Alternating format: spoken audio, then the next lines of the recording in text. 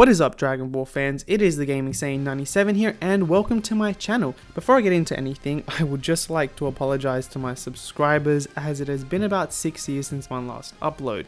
I guess I was never as consistent and as passionate as I should have been with my YouTube channel, but since the revival of Dragon Ball, it has made me fall in love with the franchise all over again. And because I had loads of fun bringing that content and discussing things with you guys, I wish to do that again. So thank you to all the subscribers who have stuck around, and I will try my best to be more consistent this time around. Now, there are two things I would like to talk about in this video, and the first of which is the revival of Dragon Ball, and the second of which is my thoughts on the Broly film. Now, after the original Z series had hit in the West, it took a couple of years for it to really take off. I remember Funimation was actually, I think they recorded maybe 20 something episodes of the show, and then they came back and finished it off, because I remember hearing that there are a lot of things about when Funimation first started recording Dragon Ball Z for the States and for like Western countries like Australia where I live, and it wasn't up until, like I said, 20 something episodes in when the show started to really kick off, and it, like, every kid was watching Dragon Ball Z, and here in Australia at least, it was all over the kids magazines and everywhere on the kids network channels, especially in the morning. And then after Z hit, it still flourished with Dragon Ball GT, although that wasn't as hard hitting as a show as it should have been, especially because it's GT. Like, the character sheets were awesome and all that, but the show just failed to fill the shoes of Dragon Ball Z. Like, no one ever perceived it as Dragon Ball Z number 2. And then after that, we got a lot of side movies, that Super Saiyan episode of Bardock, and then we also got the Son Goku Family and Friends Return episode, which was more, I guess, a spoof. Like, not really a spoof, but it was more a comedic take and sort of a throwback to like the original Dragon Ball series, I want to say, because it was more funny than anything. Like, it wasn't ever seen as, oh my god, this is a return of Dragon Ball. It was more like the characters, they got together and they had a laugh, and all that, and that was really cool. I actually really enjoyed that episode, and the art style of that episode in particular, or movie I should say. But other than that, Dragon Ball remained quiet for quite a long time, up until the release of Dragon Ball Z Battle of Gods. Now, it wasn't called that when the teaser trailer was released, and the teaser, it didn't really have anything to do with the movie itself. Like, it never showcased anything that the movie had to offer. It was more just the introduction to the return, like the proper return of Dragon Ball, because this was a theatrical release, which the previous overs and side movies we got were not, especially, at least not here in the Western countries, I should say, because I'm not too sure if they were theatrically released in Japan. But as far as I know, the last movie before the release of Battle of Gods to be theatrically released was Dragon Ball Z Movie 13 Wrath of the Dragon. So we got that teaser trailer, and the camera flies through the mountains, and we see Goku, and then he smiles, and everyone just got so happy. I remember I was working through the drive-thru, and it popped up on my phone. I'm like, hey, dude, I gotta watch this. And I was just ecstatic. Like, I was a 14-year-old kid, you know, who had been watching Dragon Ball since I was like 5, and to see that and to know that it was coming out on the big screen, I just lost my mind. So then, fast forward about a year later, and Dragon Ball Z Battle of Gods drops. Now, not only does it drop theatrically in Japan, but it drops in every other major country where Dragon Ball had flourished in its, I guess, golden age, if you want to call it, back in the early 2000s. And that was a really big stepping stone for the franchise as a whole. And a big thing about that was that it was a return of Akira Toriyama, because he came back and he wrote the story for it, and he wrote the characters. And little did I know, did any of us know really, was that Battle of Gods was the mark of a new major Dragon Ball series to come out, which is Dragon Ball Super, which is currently on its hiatus. I believe it comes out soon. If you guys are a fan of the manga, then you should read about the manga, because it's still ongoing. The manga hasn't stopped at all. It's just the series that is on break at the moment. And after Battle of Gods, we obviously got Revival of F. Now, when it comes to Dragon Ball Super, that has been a massive hit worldwide. If you guys just even go on YouTube and watch the reaction videos to not only individual YouTubers reacting to it, but especially in Brazil and in Mexico, in countries like that, the franchise is massive, because you have literally a giant projector set up and you got hundreds of people just going crazy over the show, and that is just so exciting to see, because it embodies the spirit and the energy behind Dragon Ball as a whole. And so fast forward maybe a few months later, and the release of Dragon Ball Super Broly comes out, and between that and the finale of Dragon Ball Super is where Dragon Ball has completely been revived as a franchise whole. Now, I'll post a screenshot. This is from comicbook.com, and they tell us exactly what kind of income Dragon Ball has brought between the years of 2017 and 2018, which, if I'm not mistaken, this amount is steadily rising. So it makes 98 billion yen, which if you convert that to American currency, that is almost $1 billion, which is absolutely insane. Toei Animation must be losing their minds over how much income Dragon Ball is bringing to the fold. So this as well as so many other things like the manga, the games, Dragon Ball Super Broly number 2, which is still rumored but extremely likely to happen. It's either we get a sequel on the Broly film, since it did so ridiculously well in theaters. I believe the budget for it, not for yen but for US currency, was 8.5 million, and the money it brought back was over 120 million, which if you convert that to yen is just an astronomical number, which is really, really, really awesome. I did not think that it would reach such a high number in terms of theatricality, and especially in the US, like it did in the US and Western countries, it did so well. I don't think it did as well in Japan as they were hoping for, but the rest of the world were watching and they were responding so well, because not only financially did it do so good, but critically as well it did so good. Like it's certified fresh on Rotten Tomatoes. It stands over I believe 8.5 on IMDb. Metacritic is 59%, but Metacritic is Metacritic. It's weird how they come to their numbers on Metacritic. So yeah, that's just so awesome. Like we are currently in the second golden age, if you want to call it that, of Dragon Ball, because there's all this new content that's coming out and it does not seem to be slowing down at all. And that brings me to my next point, which is the Dragon Ball Super Broly film. Did I enjoy it? In short, yes, I did. In fact, I enjoyed it so much, I watched it in theaters 4 times. I was also lucky enough to see it the 3rd time in 4DX, which is something I think that's just in Australian cinemas. I'm sure they do the same thing with other countries, but it's called 4DX here, and it's where it's supposed to involve you in the action, and it really does involve you in the action. The ticket's a bit more expensive, but the chairs move. There's like water fountains, like water sprinklers. There's like these weird air things behind your ears that shoot air every time someone throws like a little punch. There's giant fans that it's just crazy. I remember in particular halfway through the film when Broly launches himself out of the water after Vegeta shot that giant god ki blast, and he's just yelling and the water spiraling around him. The water fountains in the theaters were like just wetting us, and the fans were going crazy. It actually made you feel like you were a part of the action as advertised. And even luckier, the 4th time I watched it was when Sean Schemmel and Christopher Sabat, the English voice actors for Goku and Vegeta, came to Sydney and they did a sort of Q&A before the film starts. Now, oddly enough, them talking about their hardships and them working on the film sort of set up the idea that we're going to see the movie in English, because of course we're going to see it in English. These are the English voice actors, but no, the film proceeds to play in Japanese, which I didn't really have a problem with, because I was yet to see it in Japanese and I wanted to see it in Japanese, because I do like really enjoy the Japanese dub as well as the English dub. I just thought it was weird how they have the English voice actors and they proceeded to play it in Japanese, but it's a video for another day. That was really cool to see.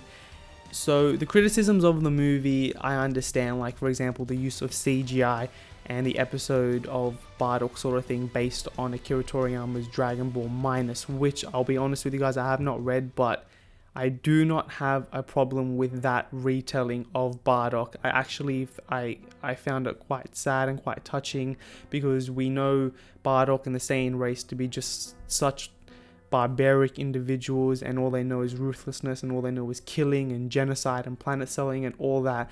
And even though it wasn't touched on as in depth and as hard hitting as it could have been, because we only got a couple minutes, but the scene where Bardock sort of tells Goku to survive and whatnot, because he knows the impending doom that the Saiyan race will face, and how he sends him off, and we sort of see like a shot of like the galaxy and whatnot and all the stars. It was just a really touching and beautiful scene, and the music behind that is also, it just adds another layer to it. And I'm disappointed to see that not a lot of critics and not a lot of YouTubers talking about the music. Now, this is the same musical composer for Dragon Ball Super, Mr. Norihito Sumitomo. Now, he is an amazing musical composer. I do not really care for the music in Dragon Ball Super arcs number 1 and number 2, like the Beerus arc, the Freezer arc, and much like the music, just the content and the episodes in general, I don't really care for them,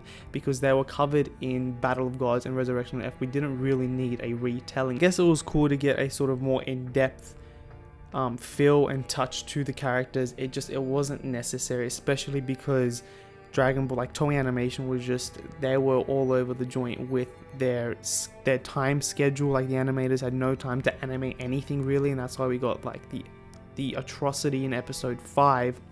But looking past that, where it starts to get really interesting for me is the arc of Goku Black. Now, this arc had a lot of issues with its narrative, with its more tied into the inconsistencies of the storytelling, like the random power rises and power decreases in the shows, particularly Vegeta Blue. He was nerfed big time, but that arc is where Dragon Ball Super starts to really show its quality, and particularly over in the music department, because the musical composition for this arc is just, it's amazing, and it only starts to improve, especially with the Universal Tournament Survival arc now, with like Jiren's themes and all that, and especially the very famous Ultra Instinct theme. It's just such a badass theme, and it matches the power level of Ultra Instinct Goku. It's just so awesome. So here in Dragon Ball Super Broly, we get the same thing. You get a really loud, overpowering soundtrack that matches the fight scenes, that matches the intensity and the ridiculous speed of these characters. It's so fast that, just like, rather than actual designs and character figures, the final act of the film, which is Broly and Gogeta, they're going at it, it's not even like figures, it's just lined work, it's just beautiful coloring and all that, and then just you get such a ridiculous feel of the move, and the music matches that. You have a choir, you have somewhat weird voiceovers of singers saying the names of the characters, which I've actually grown to really enjoy. I feel like that adds to the intensity of the film, particularly the fight scenes. Now that brings me to my next point, and that is the animation. The animation is hands down the best Dragon Ball has ever looked. Shintani's designs and his artwork in this film is just phenomenal. Like, you have Yuya Takahashi and heaps of other directors and artists that were working on Dragon Ball Super in this film, but it is spearheaded by Shintani. Now, he has a more sort of bubbly, less detailed look on his characters, but that allows the movement and everything else to be a lot more fluid. Like, you trade detail for fluidity, which I am like, it's, please do it, because Dragon Ball characters are moving so fast, and it's all about the fighting and the fighting and the fighting and the intensity of it all, that you really need that sense of feel, which the film does incredibly well. Like, from an animation and an art style point of view, it's just the best Dragon Ball has ever looked. Even the CGI isn't half bad. Like, I'm not a big fan of the CGI in Resurrection of F. It was too jarring. It challenged the traditional 2D art style way too much in particular scenes, and it does so in this film a little bit, like towards the end where Broly and Gogeta are fighting and they break that space-time and they transform into their like super ultimate powerful states, like with Gogeta Blue and legendary Super Saiyan Broly, like his big buff. It's called Broly Full Power. But they sort of needed that CGI to achieve certain viewpoints and to achieve like that raw aesthetic of when Gogeta and Broly break, I guess, time, like reality. It's really weird. It's not really specified what exactly they do. They just go into like another reality. It's because of their strength is just so overwhelming, and to break out of that zone, they increase their power level and they do like a Kamehameha sort of like Ki Blast struggle thing that breaks it again, and then they go into their current timeline. And what we see is the finale of the film, which in my opinion is the best finale we have gotten for Dragon Ball anything. Like, you have your really iconic moments like the Spirit Bomb against Majin Buu, and the really, like, the more recent obviously, but the really cool finale of Dragon Ball Super with Mastered Ultra Instinct, Goku and Jiren fighting it out and whatnot. But this was on a whole other level, because it was a very one-sided fight. You don't really go into a Dragon Ball film seeing the good guys like winning, like it's showing them that it's a one-sided fight and the good guys are obviously going to win. It's Dragon Ball's not really about that. It's more about the struggles the good guys have to go to in order to win. But Gogeta is just, he was not having an issue with Broly at all. Even in his base form, at the beginning of the fight, he was dodging everything that Super Saiyan Broly was throwing at him. The only time that Super Saiyan Broly actually got a hit on Gogeta was when Gogeta for like a split nanosecond was transforming into Super Saiyan, because he obviously needs like at least a little bit of time to transform, and that's the only time he gets a hit. It was a extremely one-sided fight, and you feel bad for Broly in a way, because it's like he can't really control any of that we see in the film, because he was taught by his dad to just be ruthless and to just get revenge, and he wasn't really ever treated as a human who was able to express his emotions. It was just Broly fight, get angry, get more powerful and all that. And towards the end of the fight, what I found really interesting was that Gogeta was laying the beat down on Broly so hard that his pupils start to come back, and he's losing that legendary state, because no matter how berserk and no matter how angry he gets, he can't match the power and the force behind Gogeta Blue. So he sort of like he starts to revert back to his base form, and it's at that point that regardless of this, Gogeta decides to kill Broly, or attempt to kill Broly. Now, I've spoken to my friends about this, I've read some forums and whatnot, but I am under the belief that because of Vegeta's impact in the character of Gogeta, because it's half Goku, half Vegeta, he wanted to kill Broly. Now, he had the intent to kill Broly back when he was in his God form, and he launched that giant ball, that giant red ball that we see. That was with the intent to kill Broly, because there's the difference of power between that Broly that we saw and that Vegeta was just immense. There was no way that Broly was able to take on Vegeta in his God form, up until he does get even more angry and he starts to get even more stronger. But there was no way of getting stronger than Gogeta Blue, and I like how they did that, because if you look at the fusion transformations, I'm not sure if they've actually retconned it for Super, because it's been stated by Vados, I believe, and even by other sources in the show, that instead of multiplying two characters' power levels, it's actually just times by like 100 times or something like that, which is a giant nerf. I'm not too sure if that's actually the case or not, if they actually have retconned that, but originally it was supposed to be character A's power level time character B's power level, and that's where you come on the power of this new fused being, which, if you think about it, especially in Super, that is just an astronomical figure. Like, I don't even want to get into the numbers, because I don't think there is a number that high for Gogeta Blue. So I like how they did that, and it adds more character and it adds more reason to care for Broly, because in the original films you got none of that. Like, we got just a hulking monster with zero personality, zero character. He wasn't interesting at all. It was awesome to see him being a sort of like devil and just insane powerhouse, but he never really had any character. He never really had any layer to him as an individual. So the way they treated Broly in this film, and the way that he received just an absolute beating by Gogeta, really added to the interesting aspect of Broly, and he's a welcome addition to the Dragon Ball family, because he's awesome in this film. He has a lot more to him than I actually expected to see. And then we got the wish was granted, so Broly's he's safe and sound, and Goku says you can call me Kakarot, so that's him sort of accepting his Saiyan heritage, which it's not that he rejected it at first, and we never really got any other thoughts about it. He doesn't really think about that other than food or fighting. He doesn't really think about anything, but it was really cool to see him accepting his Saiyan heritage. Now, I'm not going to talk too much more about the film because I can literally sit here for hours and talk about it, but in short, I loved the film, the narrative, the music, the writing, pretty much everything about it I really, really, really enjoyed, and Shintani just did an excellent job with the character sheets. Everyone just looks so cool. Like, they look a bit bubbly and bouncy, but it's really cool to see because, like I said, it adds a lot more fluidity that I did not expect to see in this film. So yeah, Dragon Ball Super Broly, if you guys haven't seen it, like, I highly recommend, but I'm sure everybody that's watching this video already has. So that will be the video for today, guys. Thank you so much for watching, and if you have a suggestion for future videos, please leave them down in the comment section below. Now, the artworks and the music that you see and hear in this video, all the information, as you can see, is on the screen on my banner and down in the description below. So again, thank you guys so much for watching, and please leave a comment as to what you would like to see next. I'm thinking about uploading a video of, for example, Broly versus Jiren, like a hypothetical what if, continuing that series I left like all those years ago, or a Jiren versus Gogeta Blue. Please let me know if you'd like to see that.